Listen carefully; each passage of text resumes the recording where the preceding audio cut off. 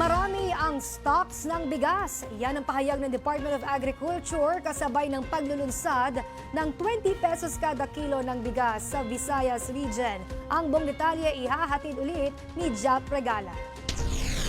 Sisimulan na ang pagbebenta ng 20 pesos kada kilo ng bigas sa Visayas Region. Ito ang inanunsyo ni Department of Agriculture Secretary Francisco Chu Laurel Jr. matapos ang kanilang closed-door meeting kasama sina Pangulong Ferdinand R. Marcos Jr. at 12 gobernador sa rehiyon. Parang napagkasunduan in essence is 10 kilos per week. So 40 kilos per month. Target palawigin at ipagpatuloy ang pagbebenta ng 20 pesos kada kilo ng bigas sa buong bansa hanggang 2028.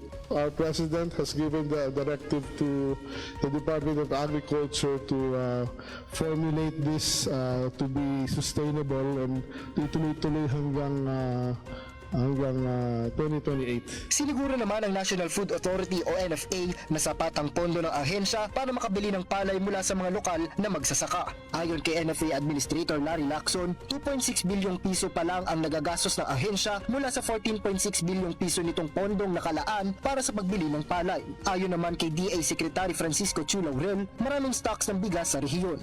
Meron tayong 358,000, dati 300,000 tons pa lang ang stocks natin eh. Ngayon 358 na because harvest season. So marami rin talaga yung stocks natin of palay and rice. Ang implementasyon nito ay katuparan ng pangako ng Pangulo na mapababa ang presyo ng bigas sa 20 pesos kada kilo. Para sa totoong balita sa Bagong Pilipinas, Jap Regala, Congress News.